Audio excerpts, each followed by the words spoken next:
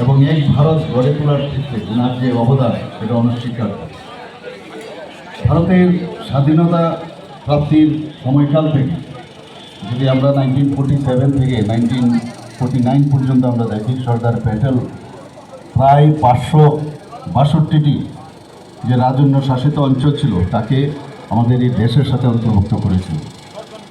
এবং সেটা একমাত্র সম্ভব হয়েছিল তৎকালীন সময়ে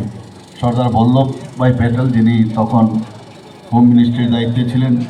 এবং ওনার যে দৃঢ় সংকল্প এবং মানসিকতা, বলিষ্ঠ পদক্ষেপ, তার জন্য সেটা সমস্যা সম্ভব হয়েছে। সর্দার বল্লভভাই প্যাটেল দেশের যে একতা ও সংহতির যে আমি বলতে পারি যে এটা আমাদের জন্য একটা প্রতীক। এটা 2014 সাল থেকে সর্দার বল্লভভাই প্যাটেলের প্রতি সত্যিকারের অর্থেই যদি সম্মান দিয়ে থাকে আমাদের